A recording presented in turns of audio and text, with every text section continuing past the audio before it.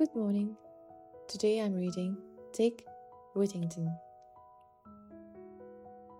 Once upon a time, there lived a boy called Dick Whittington. He had no parents and he had no money. One day Dick said, "I'm going to London to look for work." London was a long way away. Dick walked for miles and miles. It took him a long time, and when he got there, it was not at all like his home. In London, there were lots of big houses and lots of shops. "There will be work for me here," said Dick. So Dick went to all the big houses and all the shops, but there was no work for him. Dick had nowhere to go.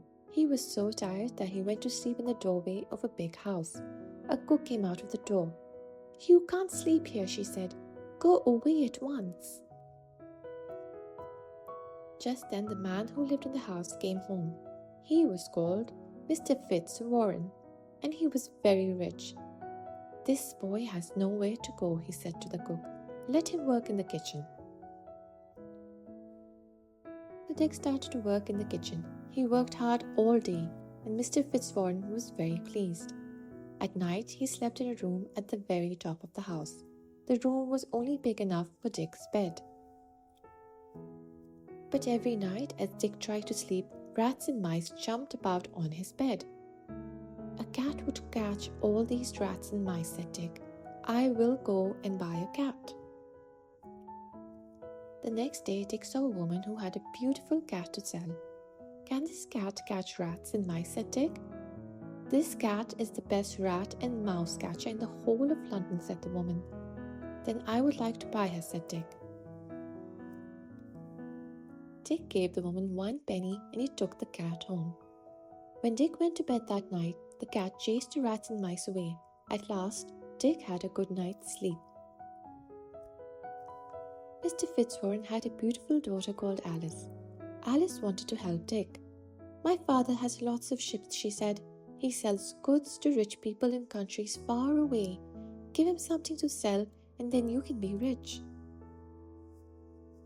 "What can I sell?" said Dick. "All I have is my cat." "Then my father will take your cat and sell it," said Alice. Dick didn't want to sell his cat, but he wanted to please Alice. Dick gave his cat to Mr. Fitzwarren. "This cat is the best rat and mouse catcher in the whole of London," said Dick. "Will you sell her for me?" "Yes," said Mr. Fitzwarren. Dick missed his cat.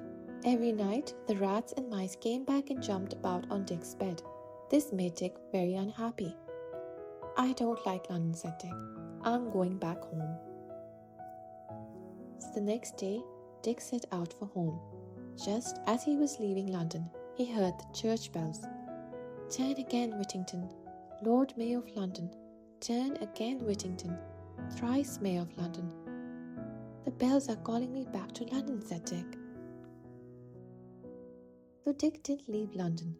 He turned and went back to Mr. Fitzwarren's house. When he reached the house, everyone was asleep.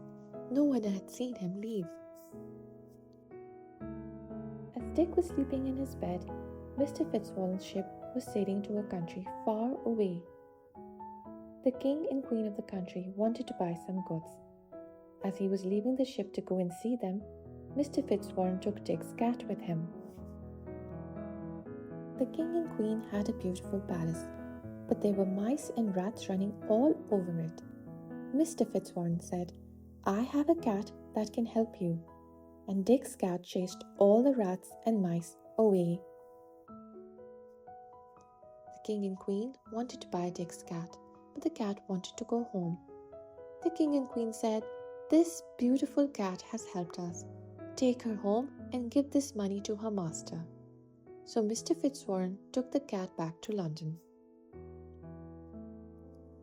When Mr. Fitzwarren came home, he gave the money and the cat to Dick.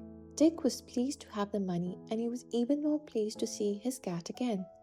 The money made him rich, and not long after, he married Alice.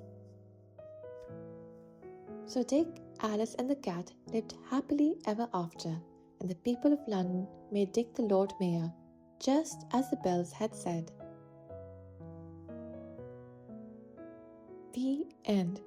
Thank you for listening.